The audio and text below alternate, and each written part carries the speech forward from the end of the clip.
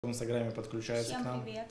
А, Сегодня мы без масок. да, это наш лайв-подкаст. Здесь мы обсуждаем новости последней недели.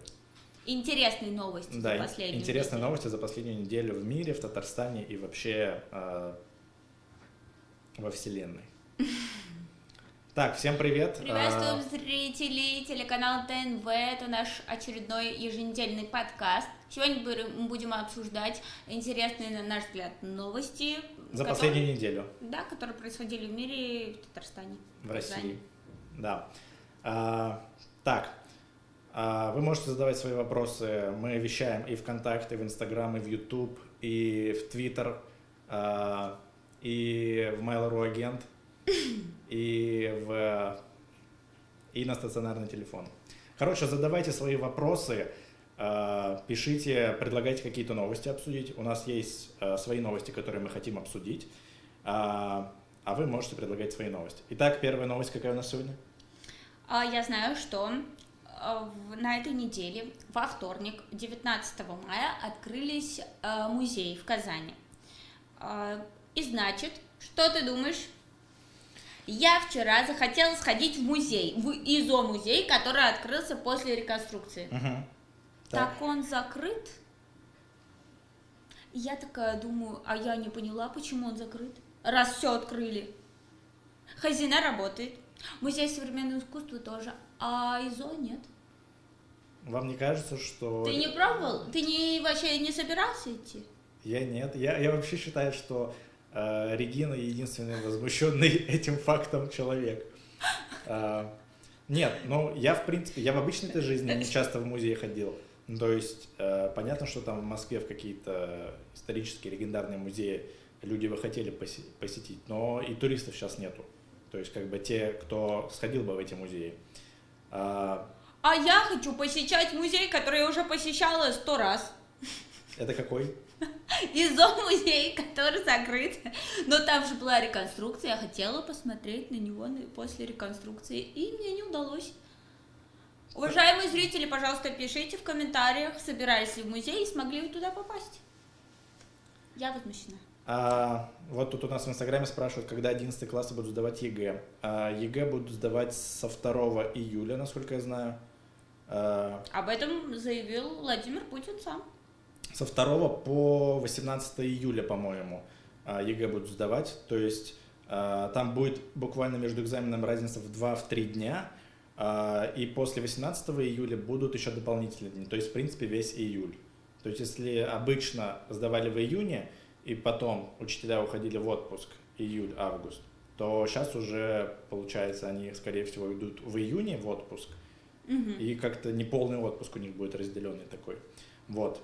Это по поводу вопроса ЕГЭ. Так, что у нас дальше по новостям? Дальше, кстати, обычно ты же знаешь, у нас всегда новости про то, что там наши полицейские ловят нарушителей без масок и без перчаток. Что я прочитала на этой неделе, уважаемые зрители, наверняка вы эту новость тоже видели. Я прочитала о том, что сотрудница МВД оштрафовала казанца за то, что он был без маски, значит, на улице, а сама была без маски и без перчаток. Нормально это? Это как это так, это работает? Никит? Ну, это такой парадокс, скажем, такой законодательный, когда, так сказать, забыла, о чем говорила перед тем, как оштрафовала. Скажем так. Да, кстати, сейчас в комментариях в группе ВКонтакте и сейчас в Инстаграме мы будем показывать некоторые фрагменты этих новостей. Сейчас, допустим, давайте мы в Инстаграме покажем. И ВКонтакте мы скинем в комментарии эту фотку. Вот, допустим, сейчас мы в Инстаграме покажем. Вот эта девушка, то есть она без перчаток и маски, она выписывала штраф мужчине в Казани. То есть и он, скажем так, случайно включил телефон и заснял. И заснял, да, нарушение. А это что? нарушение. Как бы его могут штрафовать, а сами? Сами, ахаха, да. Да, ха-ха. А еще. Так, сейчас. Так, ты это скидываешь, ага, Да. ВКонтакте. Так, там уже нас приветствуют зрители.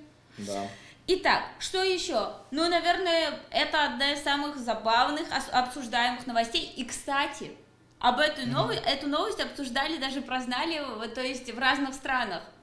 То, что в Тульской больнице медсестра работала в прозрачном, она была в защитном костюме, то есть с теми, кто болеет коронавирусом. И она была в купальнике, то есть она потом объяснила, она не рассчитала, и то есть как бы он достаточно прозрачный, но она сказала, бедная, что я, например, прониклась. Она сказала о том, что ей было очень жарко работать в этом костюме. А так как мы уже заранее знаем, раньше врачи рассказывали то, что они... А, кстати, показываешь картинки? Да. Как она выглядела, эта девушка-медсестра? Сейчас покажу. Врачи ведь говорили, что да, очень тяжело работать. Да, вот вы сейчас можете это увидеть. Вот так вот выглядела девушка. Кстати, жалоб на нее не поступало. Естественно, со стороны... больных. Со стороны больных, да. Кстати, мне понравилось, что те, кто сфоткал это и потом начали писать, возможно, это выглядело как что побочный эффект коронавируса. Типа, мне одному кажется, или она в целлофановом пакете? Может быть. Нет, смотри, на ней целлофановый пакет, а под целлофановым пакет костюм Адама. Но не совсем. Ну да, костюм... Между прочим, вот, например, американец из Калифорнии написал, что он уже сдал вот тест на коронавирус, но он хотел сдать еще его в России, как ты понимаешь, в Тульской области. Да, в Тульской области. Ажиотаж, скажем так сказать, это вызвало. Да. Еще, что меня поразило, то, что я увидела на этой неделе, то, что жительница Сыктывкара нашла отца спустя 24 года в подвале соседнего дома. Вы представляете? Так. Соседнего дома. Так, она знала, что ее отец там или... Конечно, нет. Кто-то его сфотографировал, случайно выложил в какой-то общественный паблик, и она его там увидела и забрала. То есть, так сказать, такая история. Так сказать, ее отец переехал на этаж повыше. Если ты имеешь в виду социальный, то да. Так, рассказывалось вот в этой новости про то, как он жил, и что за подвал это? Может, у него казино в подвале там какое-нибудь? Он такой, да я нормально жил, что вы меня нашли? Нет, он жил, так сказать, не очень в хороших условиях. Вот. Но меня, например, поразила эта новость очень такая. Вот. Потом, говорят, что самое актуальное, что сейчас волнует школьников, точнее уже выпускников, тех, кто заканчивает университеты, школы, это вот то, что кто-то расстроен этим, кстати, кто-то нет, то, что у них не будет выпускного, например, в школах, там, в университетах. И я прочитала новость о том, что она очень такая милая, о том, что отец из Луизианы, это в США, устроил выпускной для дочери прямо во дворе своего дома, то есть он заказал ей сцену, постелил ковер, то есть они были вот в этих вот шапочках. Она, кстати, заканчивала университет, не школу. Вот, и они были в этих шапочках, и как бы она очень расстраивалась, что как бы из-за ситуации, которую мы сейчас знаем, не будет. И он ей устроил, и это так мило. Представляешь? Вот как бы, ты бы хотел, вот если бы ты, например, заканчивал университет или школу, чтобы у тебя был выпускной, или ты сторонник того, что не будет, и ладно. Ну сейчас, кстати, различные решения пытаются найти ивентеры, то есть мероприятий никаких нету, выпускные все полетели, то есть ведущие все такие 9 Б, все, не будет уже этой фразы в этом году.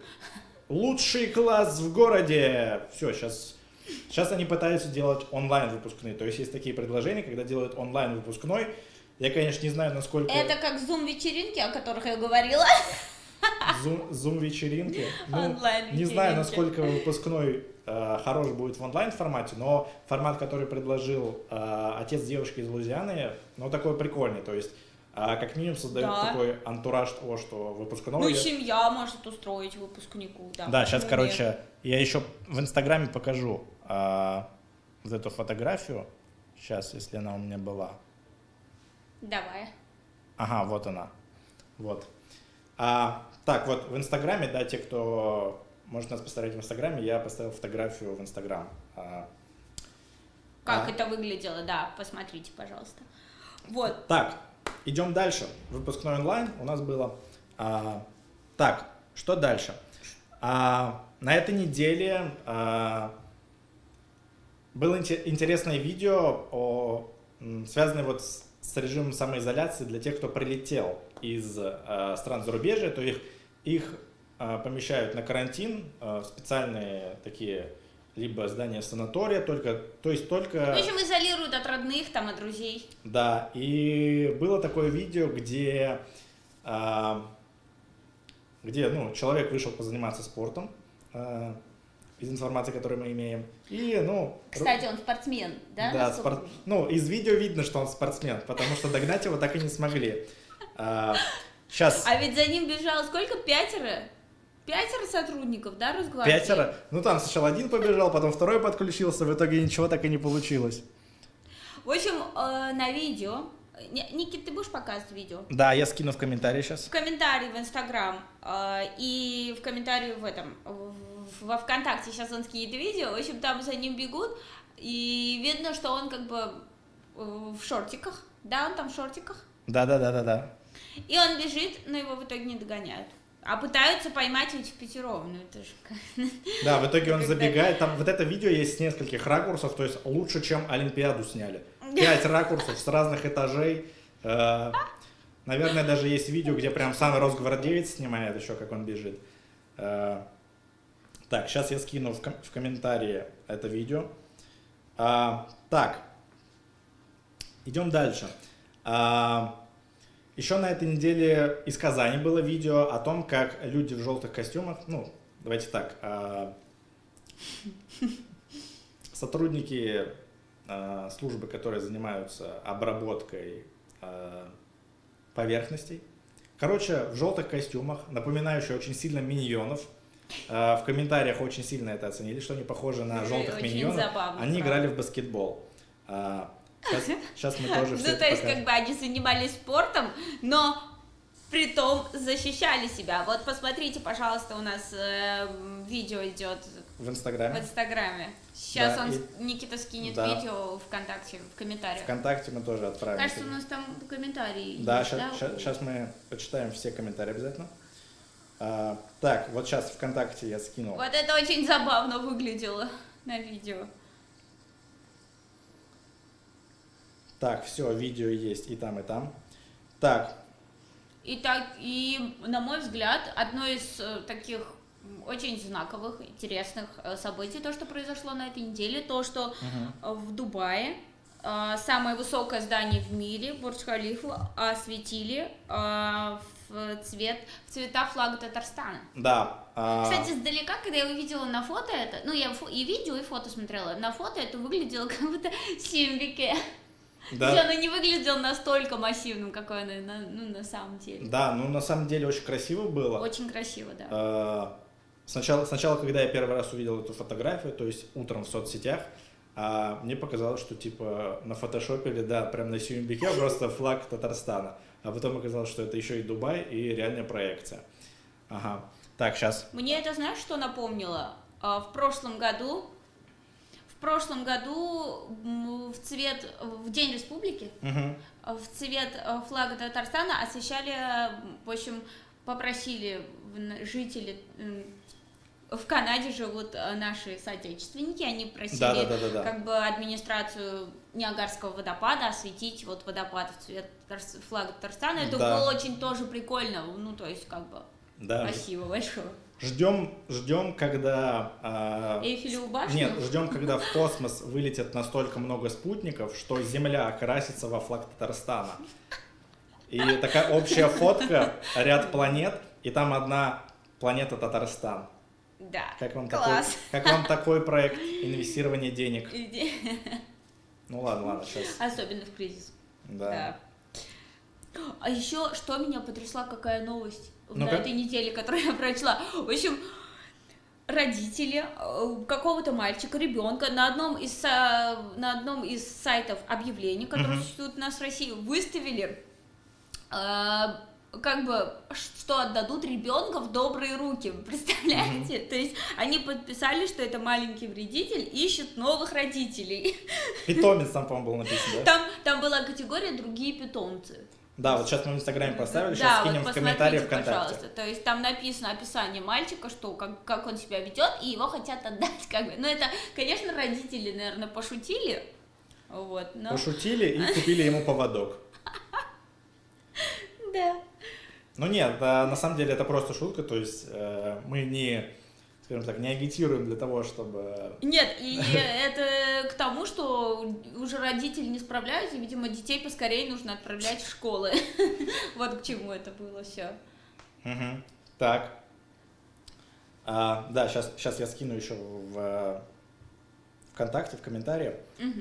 Давай почитаем, нам там что-то написали зрители. Да, писали по поводу музеев, что сейчас музей онлайн, но мы как раз это обсудили уже.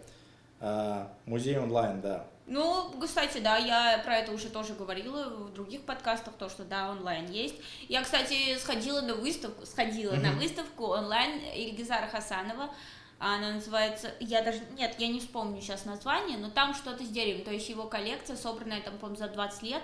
Ну, интересно, то есть ты проходишь по ссылке и листаешь там, и там все экспонаты, очень прикольно, я советую, да. Так, что у нас еще? Так, про выпускной рассказали, про... Ага. Да.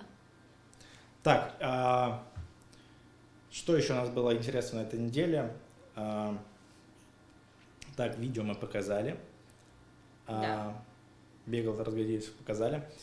Ну, в принципе... Да, это, на наш взгляд, это были интересные новости. По нашему взгляду сейчас можно увидеть, что мы нашли максимальное количество интересных новостей. Ну, нет уж прям. А еще нам, по-моему, там писали, что мы без масок сегодня, да? Ну да, мы без масок.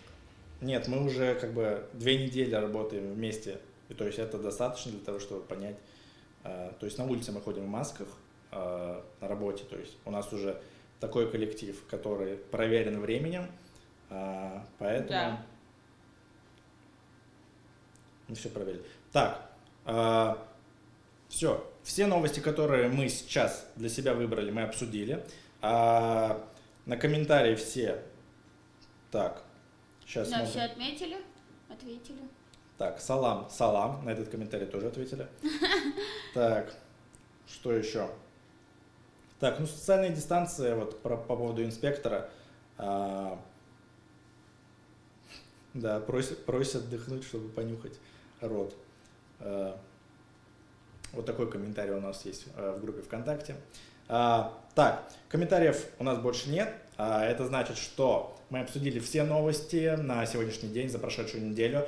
Спасибо всем, кто смотрел, всем, кто посмотрит эту запись, то есть не во время прямого эфира. Каждый день в пятницу, каждую неделю мы выходим с подкастом, обсуждаем последние новости. Присоединяйтесь к нам.